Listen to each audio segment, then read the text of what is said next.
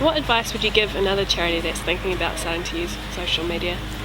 I think it's important to think about what you can realistically do over the period of time that you've got. Yeah. There's no point in starting up a Twitter account and a Facebook and a Flickr and a YouTube if realistically in 6 months' time a big PR piece of work is coming up, or you're going to be redeveloping your website, and actually the account's going to get left adrift, and then people will be less interested in you if you do come back and start saying things. Yeah. So it's about thinking about what you can actually do well rather than just what could we do.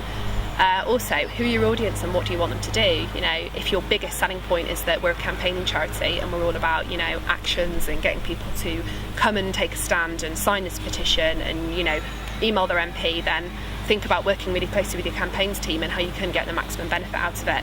If it's a function that's going to build on your PR function, then, as I was saying before with Adoption Week for us in October, how can you theme your content and package it up so for your audience you're making the story or the movement behind what you're trying to say really come to life for them? So how can you make them see adoption in a new way? Can you ask them a question about adoption that they don't know the answer to, and whet their appetite to be intrigued to find out more about the issue, and then get them excited and feeling proactive about coming to you in that way? Or if you're going to be selling some fantastic merchandise that is going to benefit the organisation, how can you package it up and make it fun and different and get people kind of talking about it and create a bit of a buzz around it? Or equally, work with celebrities. If your celebrities have got 10,000 followers, one tweet from them can bring their followers across to you in a meaningful way. So it's all about thinking about what the main things you're going to be doing and who that audience is, and as I said before, not being too prescriptive and not wanting to flex at all in how you work with your audience. But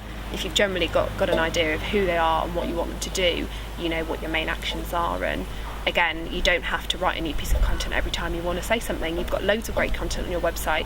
We've got 4 new films about our service, so a fantastic film about an adoptive family who we've supported who live in London. We've got a film about our Coram Life education, so going out into a school and watching the children learn on the bus and everything they found out that day.